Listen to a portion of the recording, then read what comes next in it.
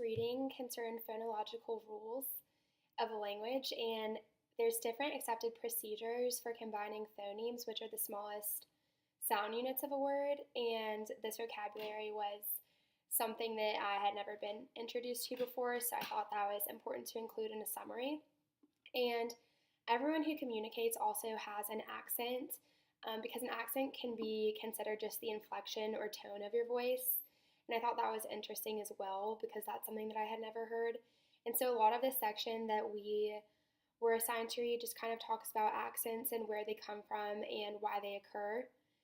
And I have been told that I have a slight southern accent at times, but this is mostly by people who are not from the South because I wouldn't really consider myself to have a southern accent, but I do think that I often talk with inflection in my voice, and I think that a lot of people do, but that's why I thought that that point was so interesting because it definitely applies to me personally.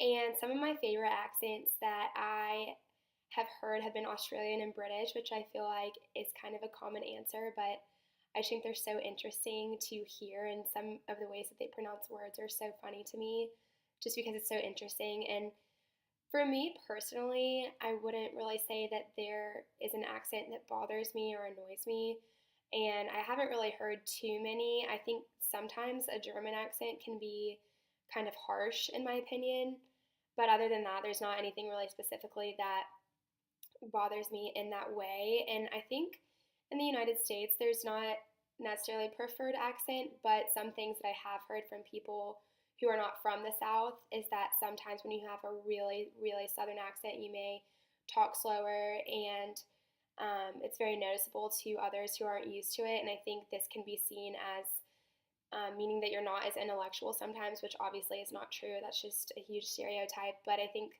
some people would prefer not to have that for that reason. And then also, I think things like a Jersey accent can come off as kind of aggressive and loud sometimes, depending on how strong it is. So I think that a lot of people would maybe desire to have an accent that's not as noticeable or not as strong because it's something that can't be used against them then if it's not that intense. But as a whole, I thought this section was pretty simple and easy to understand and also easy to relate to your life and what you've experienced language-wise and experience-wise with accents, and I thought it was all very interesting.